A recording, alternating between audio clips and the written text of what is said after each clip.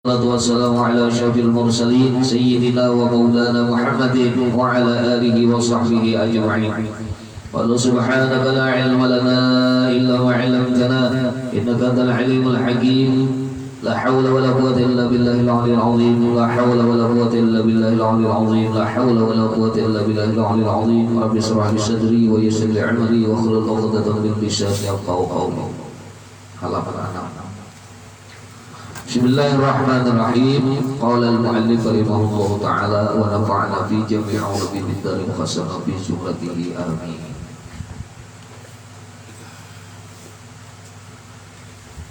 Berikutnya kita mempelajari sifat Allah, yaitu qiyamuhu ta'ala bi nafsihi.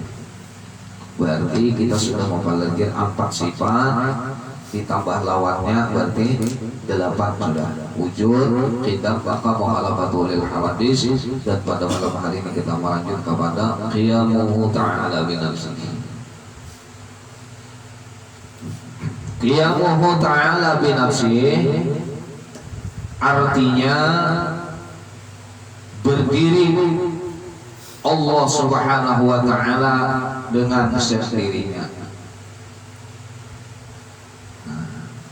Maka mustahil tiada berdiri dengan sendirinya.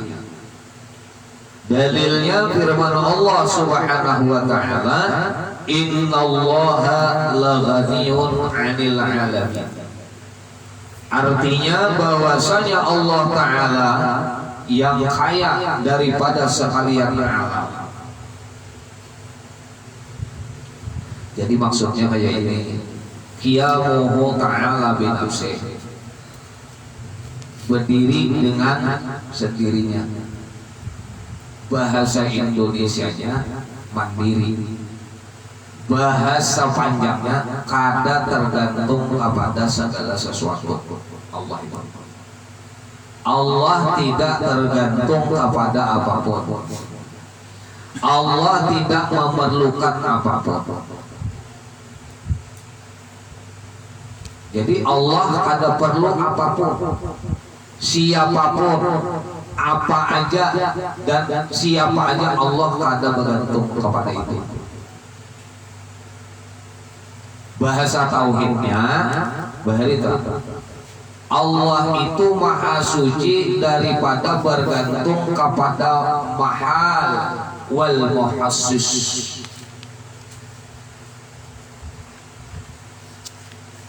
Mahal itu artinya zat, muhassis itu artinya yang menjadikan. Allah kada berkehendak kepada zat. Kenapa? Karena dia adalah zat. Dan Allah tidak berkehendak kepada muhassis, tempat berdiri, tempat bergantung. Tidak berkehendak kepada yang menjadikan. Jadi jarak Abul Al-Sabari 4 perkara itu. Tidak berkehendak kepada zat dan tidak berkehendak kepada menjadikan. Yang menjadikan itu adalah zatnya Allah. Masukkan. Imbah itu pula berkehendak kepada zat tapi tidak berkehendak kepada yang menjadikan. Itu adalah sifat Allah. Jadi sifat-sifat Allah itu berdiri kepada zat, perlu zat, yaitu zat Allah.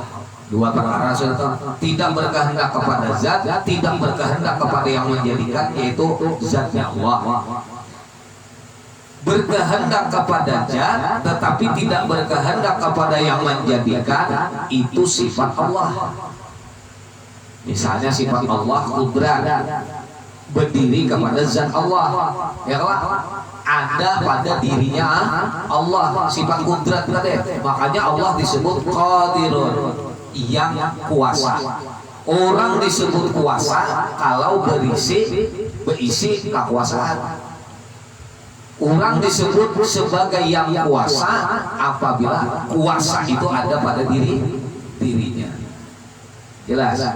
Dua perkara sudah. Perkara ketiga Jalkuro berkehendak kepada zat, berkehendak kepada zat dan berkehendak kepada yang menjadikan. Nah, berkehendak kepada zat, berkehendak kepada yang menjadikan, yaitu adalah sifat kita. Yang terakhir berkehendak tiada berkehendak kepada zat, tapi berkehendak kepada yang menjadikan, yaitu zat kita, makhluk. Berkehendak kepada apa? Tiada berkehendak kepada zat, namun berkehendak kepada yang menjadikan, yaitu kita. Dan yang terakhir tadi berkehendak kepada zat dan berkehendak kepada yang menjadikan, yaitu sifat kita.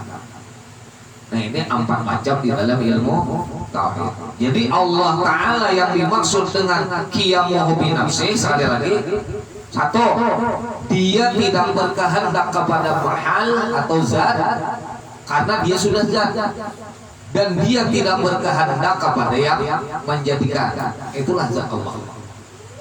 Dan yang kedua, Allah Ta'ala itu punya sifat, sifatnya itu berdiri kepada zat, berarti berkehendak kepada zat, yaitu zat Allah, dan tidak berkehendak kepada yang menjadikan. Dan tidak ada yang menciptakan apa sifat Allah. Nah, ini maksudnya qiyamuhu bi nafsi.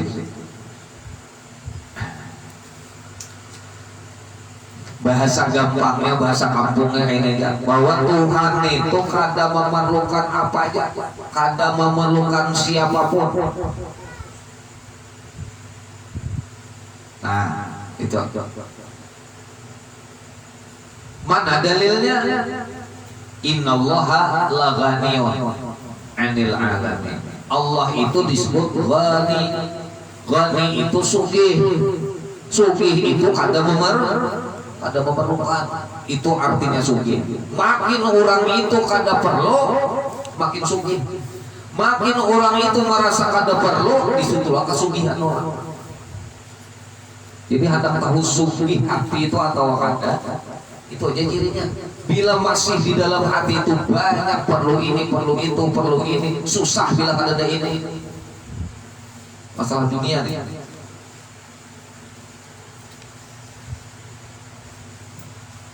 Berarti orang kita ini kan belain, bila banyak berisi dunia nih, maka disebut sugih.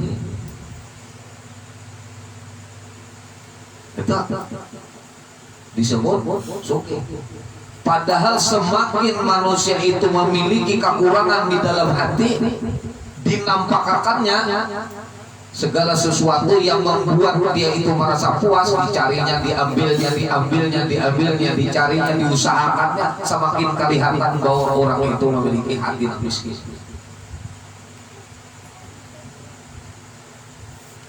Orang yang basic penghasilan sehari 50.000, takutnya cukup aja lah, aku cukup aja aku ininya, senang sudah ini. Ada juga orang ini sudah 1,5 juta sehari. Berisi penghasilan loh luar biasa, 1,5 juta sehari. Tapi nya merasa susah aja dengan 1,5 jutanya itu. Pada pandangan kita itu. Jadi Al-Ghani itu, Al-Ghani, Allah disebut Al-Ghani, sugih, Al-Mughni nama nyugihakan. Jadi kalau yang Allah memasukkan rasa kaya di dalam hati, ngarannya qanaah. Ngarannya enggak? Qanaah ngarannya. Orang nang berisi qanaah, sugih. Rancang benar guru di mahar itu bepandir tentang hadis Nabi nang bunyinya kayak walaisal ghina bi kasratil mal di sini walakinnal ghina nafs. Rancang benar sini membawakan hadis itu. Nang sufi itu sebetulnya bukan dengan banyaknya al-malun harta, walakin al-ghina ghina nafs. Kaya yang sesungguhnya itu andakannya di dalam hati. Ada orang di sini rumah halus, pakaian seadanya, tapi tenang benernya, santai kan? Kadang-kadang sebungsu, suki. Ada juga rumah di mana-mana, di sini tanah, di sini kabun, di sini, tapi pindahnya susah aja. Kila kapan dari itu? Jadi kapan kalau orang itu kan banyak aja sudah penglihatan kita ini banyaknya bisi sudah, ukuran kita ini banyaknya bisi sudah, tapi inya tuh kayak susah ya. Kapan ini bersyukur? Artinya syukurnya kada bakalan timbul di dalam hatinya itu, meskipun untungnya alhamdulillah,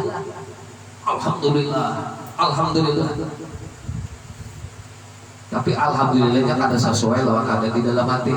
Alhamdulillah itu akan tak keluar apabila di dalam hati itu ada namanya senang lawan Allah. Senang lawan Allah. Nah, senang lawan Allah, kayak pajak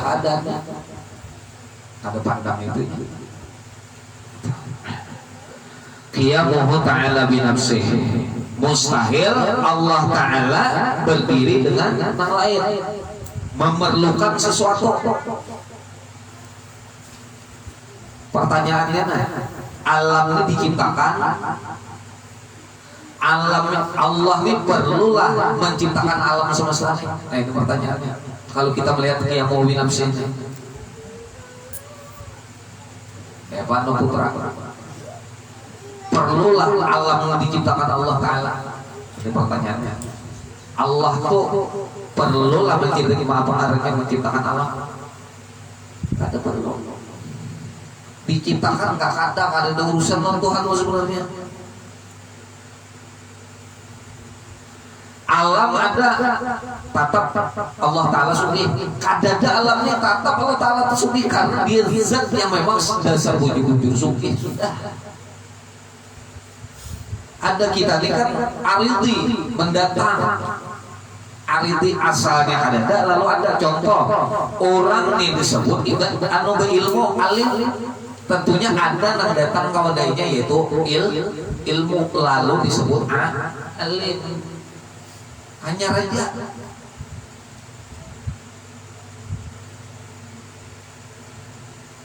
Orang ini berisi harta banyak, lalu aja disebut suki.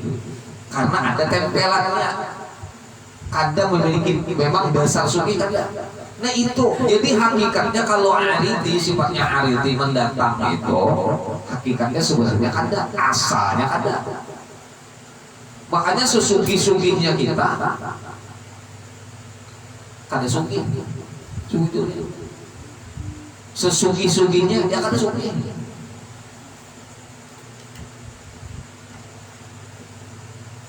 Jadi kalau kita mau ukur segala sesuatu itu berdasarkan fisik ini, berdasarkan yang dilihat, sakit aja.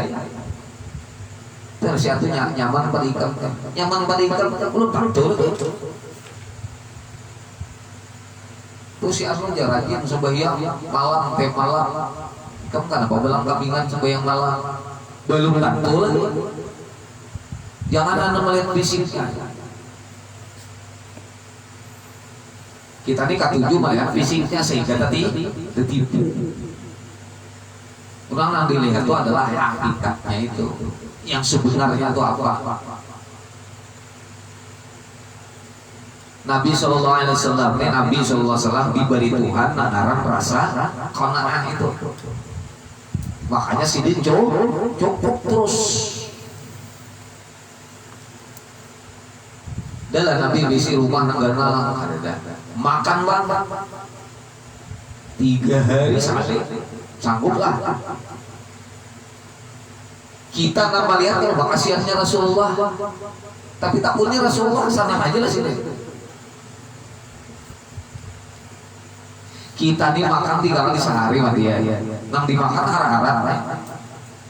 Harap-harap nang dimakan belum kuat dia. Iya bapaknya kita aja. Rasulullah kayak pemakan sidin, lihat di dalam kitab Syamil Muhammadiyah kayak pacar sidin makanan sidin kasarnya. Kenapa ya? Apa rahasianya? Bila hati itu tenang dengan Allah Ta'ala, apa aja yang dimakan nyaman, apa aja yang dilihat nyaman, apa aja yang dialami ada masalah. Kalau hati itu sudah nyaman, awak itu mengiring, maka sudah dipadahkan oleh Rasulullah. Bila hati itu waras, kalbu itu waras, maka waras juga seluruh badannya. Makanya abah kita guru sumpul luar biasa bisi penyakitnya ya ada. Tapi hati sidin nyara, hati sidin bagus, batin sidin memang luar biasa. Ada sidin merasakan hal itu, kan ada masalah. Panjar tetap. Kita ada hujan sedikit aja, nah pilih sudah. Padahal Nabi bila hati itu baik seluruhnya. Bila hati itu rusak semuanya, itu sudah dipadahkan Rasulullah SAW. Itu karena tergantung dunia sebenarnya. Kalau orang nang hatinya bergantung pada akhirat. Itu karena dunia menggiringnya gitu, dunia menggiring itu ya itu tuh. Jadi belajar bujur-bujur kita tentang hakikat dunia. Itu sanggul ada tentang ilmu kabariyah dunia. Jadi pinandu kita lawan dunia tuh. Jadi kan mau ukur sesuatu lawan dunia. Makanya ada hadis Nabi, seandainya dunia itu memiliki nilai setimbang sayap nyamuk aja, nilainya di hadapan Allah Ta'ala itu setimbang sayap nyamuk aja. Niscaya orang kafir kada diberi satakut minum. Berarti dunia ini kada ada nilainya di sisi Allah Subhanahu Wa Ta'ala. Nah itu nanti kejar memang itu nanti dijadikan indikator keberhasilan manusia. Kadang-kadang kan seperti itu. Sakit hati kita apabila orang berduit seorang kada. Apabila orang bermobil seorang kada, mau sakit hati itu lah. Ajaib juga. Mestinya dipikirkan di dalam hati kita. Aku ini sih penyakit batin. Nang hiri tadi, nang sakit hati tadi. Makanya ingat kata abang guru semumpul. 2 aja di tugas di dunia ini, 2 aja. Kita nih belajar ihya, kasih pulangnya 2 aja. 1 jangan sakit hati, 2 aja sini bujur-bujur beribadah kepada Allah. 2 aja kesimpulannya kita ihya di sini, 2 aja kesimpulannya. Jadi jangan sakit hati, artinya hati itu jangan berpenyakit. Yang kedua, beribadah bujur-bujur lawan Tuhan. Apa aja bisa jadi ibadah kepada Allah. Kada urusan bikin tasbih aja tuh ada. Banyak kayak lainnya.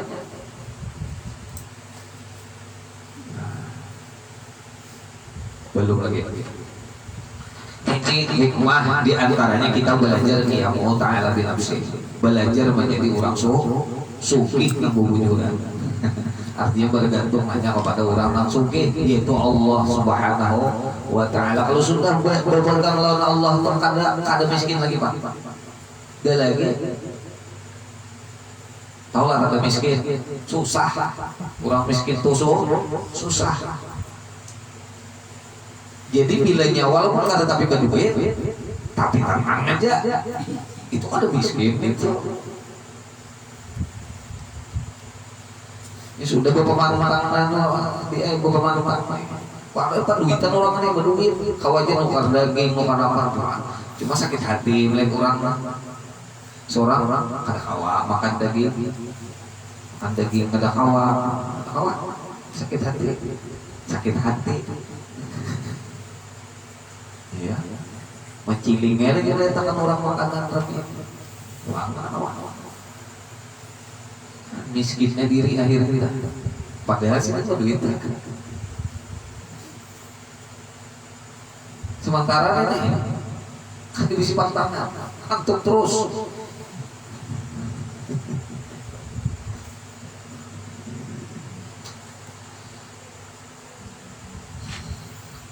Maka dibilang amalannya sudah telah satu, Allah Ta'ala qiyamu bi nafsih, lawannya bahasa Arabnya nah tahu qiyamuhu bi ghairihi, qiyamuhu ta'ala bi nafsih, lawannya qiyamuhu bi ghairihi.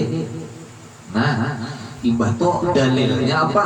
Dalil naqlinya innallaha la ghaniyun 'anil alamin, sesungguhnya Allah Ta'ala itu maha suci daripada seluruh sekalian alam.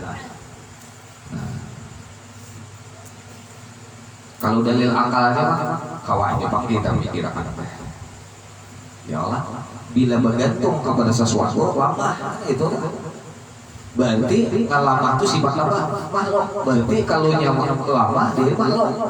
Bila makhluk nyata kada kau menjadikan alam. Bila alam itu kada dijadikan mustahil karena alam sudah ada. Maka nah ini kesimpulannya di dalam kitab Imam Sanusi itu kesimpulannya Allah Ta'ala itu sabit jelas sudah bahwa dia qiyamuhu bi nafsihi. Sama apa amalannya? Supaya kita ini berisi keyakinan, kada sekadar tahu, kada sekadar ilmu. Jadi ilmu, yakin, nah itu beda tuh. Ilmu dan keyakinan. Ilmu tuh dipahami, dihafal, ilmu. Tapi kalau sudah yakin, nah ini ma'rifat di dalamnya. Nah supaya timbul ma'rifat kita kepada Allah qiyamuhu bi nafsihi, nah apa amalannya? Nah maka patut bagi mukmin mu'taqid bahwa ia menyatakan hajatnya dan fakirnya hanya kepada Allah Ta'ala. Dibiasakan bergantung hati itu hanya kepada Allah. Nah kayak itu. Jadi apa aja digantungkan lawan Allah. Tapi ulun aja makan bergantung lawan nasi ya begitu. Nah, ya Allah. Makan lapar parut mencari nasi. Kemudiannya bergantung lawan nasi. Maksud di dalam ilmu tauhid kayak ini. Lapar nak mendatangkan Allah Ta'ala. Ya Allah. Lalu hati hendak mencari nasi, siapa yang menggerakkan menciptakan itu Allah pula, yang mendatangkan nasinya itu Allah Ta'ala pula. Artinya apa? Tetap bergantung Allah Ta'ala. Kayak itu tak? Batu nasinya seapa pulang sepiring, dua piring Allah Ta'ala juga mana tuakan juga. Kanyang doang kanyang Allah Ta'ala. Allah Ta'ala. Itu artinya bergantung. Zahirnya bujur aja nasi nanti kau, nasi nanti tukunya, nasi nanti tabok. Cuma ingatakan nang makannya Allah Ta'ala. Itu ngaran bergantung, ngaran bergantung. Tasarah nanti gantungnya ulang. Nah, tasarah nang digantungnya. Kita ini kan begitu. Kehendak kita supaya diturunkan itu ngarannya ada bergantung. Ya Allah, Tuhan tuh mesti beri lawan Allah. Modelnya kan apa kehendakku Tuhan mesti pakai ayat ulangnya, pakai ayat ulang, pakai ayat keharatan tadi, hafal dari ayatnya. Alif pak, ayatnya untuknya astajib lakum. Bila aku berdoa pasti dikabulkan. Berarti bila aku hendak ini Tuhan wajib mengabulkan. Maulah. Nah, jadi hati-hati lawan ayat-ayat Allah. Nah, jadi bergantung hajat keperluan ke apa aja hanya kepada Allah kita.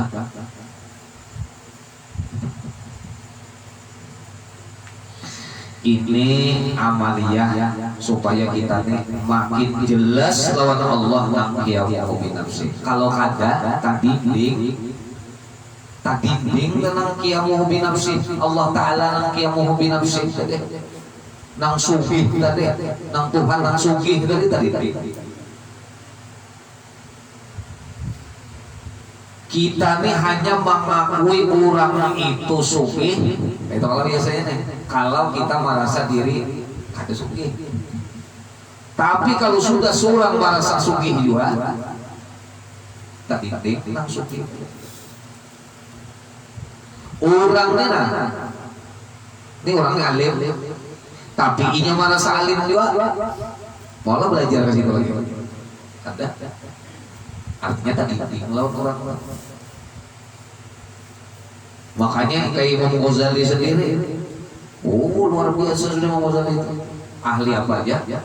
Hendak meninggal, sedih hari-hari menjelang kematian beliau, tetap beliau belajar. Dasar pembelajar asli mau belajar. Didatangkan sidin para imam-imam ahli hadis. Imam Ghazali itu. Tapi pertanyaannya, berarti Imam Ghazali itu selama ini kada menguasai ilmu hadis? Bukan. Orang hendak menyempurnakan keilmuan orang. Kan belajar ilmu hadis itu kawan dan naik berat mandi itu 7 kelas. Kelas yang pertama, kelas yang paling tinggi itu ngarannya memakai tarekat simak ngarannya. Simak itu artinya langsung mendengar dari guru. Diriwayatkan simak. Ada ijazah ngarannya. Nah, ada pokoknya 7 macam lah belajar ilmu hadis. Nah, paling tinggi kualitasnya itu adalah simak, langsung mendengar dari guru. Guru itu bilang simak lawan gurunya, guru simak lawan gurunya sampai kepada Nabi SAW. Ada juga metode ijazah. Ijazah itu artinya nah kita hadis nih, ijazah kanon kita. Ini datang di sini, kita hadis nih. Nah itu ngarannya adalah ijazah. Imam Ghazali waktu itu kan sampai simaan. Makanya beliau mendatangkan guru hadis supaya sidik itu menyempurnakan ilmu hadisnya. Tapi orang banyak yang menyatakan yang salah adalah Imam Ghazali aja meninggalkan tasawuf, kembali kepada menjadi ahli hadis. Buktinya anak meninggal dia sini belajar hadis, bukan. Seakan-akan ilmu tasawuf itu salah. Kayak apa Imam Ghazali itu bagaimana Hujjatul Islam? Hujjatul Islam. Siapa nama padahkan? Seluruh ulama zaman sini. Ulama apa aja yang menghadis Imam Ghazali itu adalah seorang Hujjatul Islam. Pimpinan para ulama di masa itu. Masa pimpinan ulama kadang ngerti hadis kayak tulisannya. Kitab Ihya itu, baik kitab Ihya isinya 4.848 hadis Nabi SAW. Imam Ghazali pakai laptop nggak sih di hari buka hadis? Ada nih di kepala. Itu di Ihya aja seperti. Menurut Imam Suyuti, seorang hujjah itu paling kadang menguasai 300.000 hadis. Pertanyaannya, kalau Imam Ghazali disebut kadang arti hadis, bukan percaya.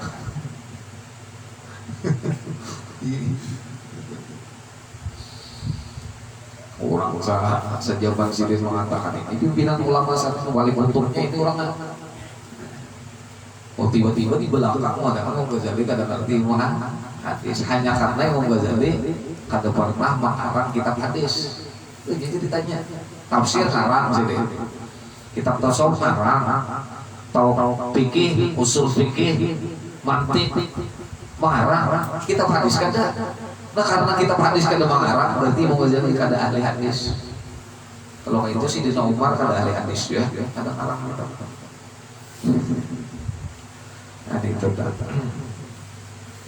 Nah, kita kembali ke sini sedikit lagi. Jadi kita kesimpulannya pada malam hari ini, kesimpulannya kita belajar tentang sifat Allah qiyamuhu binafsi. Jadi jangan sekali-kali bahwa Allah Ta'ala itu seolah-olah bergantung kepada sesuatu.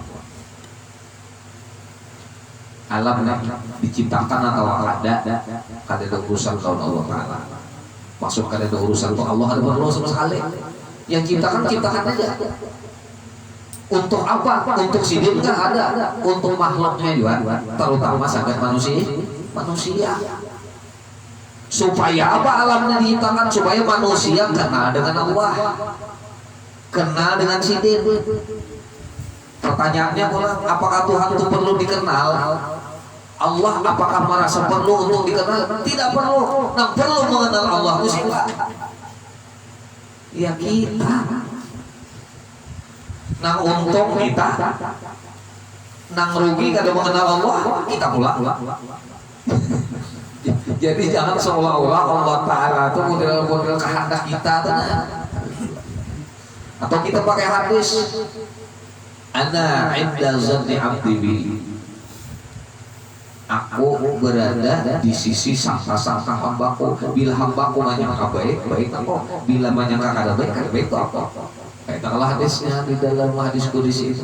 Jadi modelnya Tuhan tuh gak turun lawan hamba, modelnya itu bila orang ahli tauhid itu paham.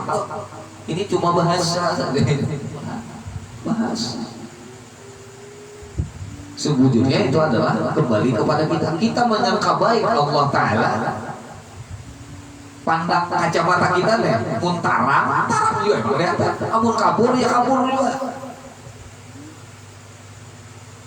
Wah tulisannya kada jelas ya. Kacamata tuh nang kabur. Ya Allah. Wah jelas bagus mana tulisannya. Jadi bukan masalah tulisannya, mata seorang. Ini paham aja lah ya. Nah tentang itu tadi, ana inda zanni abdi bi, aku di sisi sangka-sangka hambaku. Bila hambaku nyangka baik, hambaku nyangka baik. Bila hambaku nyangka kada baik, ya kada baik. Paham lah maksudnya? Nah kalau dulu ibadah tangan lawan kacamata tadi, ini tulisannya bagus, memang udah luar biasa. Masalahnya dibantah. Kabur tulisannya, kabur. Pada kabur. Oh jelas lawan kabur itu di tulisannya dibantah kita. Kalau tulisannya itu baik ya. Ya di mata kita masalahnya. Wadah manis, wadah kada manis. Kenapa? Garing masalahnya. Oh, makanya hubungannya kan manis lah nih bilang. Sabigi setengah sudah memulai. Masalahnya garing. Nah, jadi masalahnya bukan di Tuhan sekali lagi. Karena Tuhan kada tergantung apa-apa. Masalahnya itu bisa orang lagi. Kawalah kita menjadi orang apa ngarannya tadi hanya menggantungkan hajat itu lawan Allah aja. Kalau sudah menggantungkan hajat lawan Allah Ta'ala, apa maunya Allah? Berusaha atau berikhtiar macam-macam kita dapat sekian aja. Oh, lapahnya aku jadi berusaha seini ya dapat. Nah, berarti hasil dari tergantung dalam usaha seorang. Kita ya Allah, berarti usaha seorang berarti nambah isi kekuasaan sehingga menghasilkan satu hasil. Padahal jelas saja sudah nanggaran hasil itu hak Allah. Usaha ikhtiar hak siapa? Hamba. Maulah hamba memaksa Allah Ta'ala, kadang kalah. Makanya kalau kita berusaha berikhtiar, berjualan misalnya sehari itu bisa hari pulang. Berjualan sehari itu dapat umpamanya 300.000, nang biasa 500.000. Padahal usaha tetap aja guru aja menyediakannya tata mabukannya dari jam sekian sampai sekian tetap aja tapi dapat sekian aja. Nilai seseorang itu dilihat dari usahanya, bukan dilihat dari hasil. Makanya Allah menciptakan usaha dan ikhtiar kepada kita supaya apa? Kita menjadi lebih mulia. Makin lapah, makin tinggi derajatnya. Itu nilai 300.000 bernilai di sisi Allah apabila usahanya ini dijalankan dengan benar dan ikhlas. Nah 300.000 tadi 500 tapi beculas usaha juga tapi usahanya hina, nilai nang 500 kada bernilai di sisi Allah. Sama kita sembahyang kita berhendang musuh kada tersembahyang aku juga kada musuh mulai rasa sembahyang maka musuh juga kalau dia sembahyangnya diterima Tuhan dia bila kada musuh kada diterima kalau dia mereka bila kada sembahyang kadang-kadang orang musuh lalu kada sembahyang padahal nang dinilai Tuhan itu musuh itu sekali lagi itu langsung diberikan oleh Allah lewat mana? Lewat sholatnya ada digawi musuh diberi Tuhan lah dari mana? Sholatnya digawi sakemampuan kita sabisa kita sakadar ilmu kita gawe khusyuk bisa itu inya kena ditakunakan Tuhan ikam sembahyang lah bukan ikam khusyuk lah tahu itu kan berapa khusyuk juga itu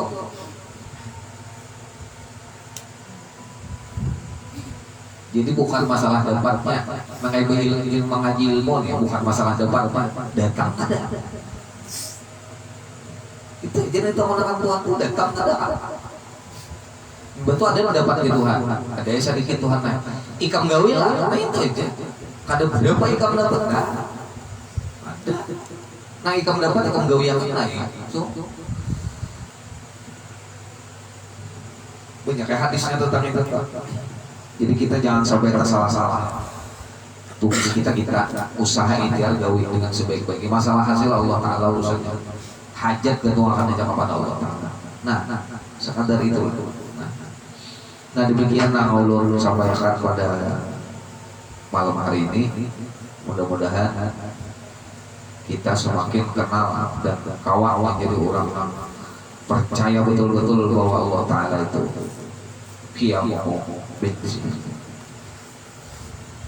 Allah bermajmu'in salih mohon maaf wassalamualaikum warahmatullahi wabarakatuh al-fatihah bismillahirrahmanirrahim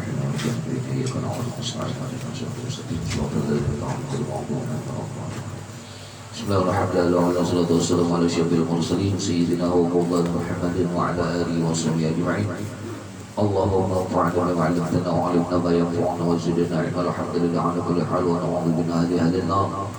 Allahumma nawwir qulubana bi nuri hidayatika ya Allah wa bi nuri 'ulumika ya Allah wa bi nuri ma'rifatika ya Allah wa bi nuri wajhikal karim ya Allah wa bi nuri حبيبنا محمد صلى الله عليه وسلم كما نطلع عبد شمسك ولن أبدا برحمتك الرحمن الرحيم اللهم أعنا أمتنا على فطرة الإسلام وعلى كلمة الإخلاص وعلى دين نبينا محمد صلى الله عليه وسلم من أهل السنة والجماعة وعلى ملة أبينا إبراهيم حنيفا مسلما وما كان من المشركين ربنا هب لنا من أزواجنا وذريتنا قرة أعين واجعلنا للمتقين إماما ربنا آتنا في الدنيا حسنة وفي الآخرة حسنة وقنا عذاب النار صلى الله على خير خلقه ونور عرشه سيدنا وشفيعنا محمد النبي وعلى آله وسلم سبحان ربك رب العزة عما يصفون وسلام على المرسلين الحمد لله رب العالمين تقبل الله منكم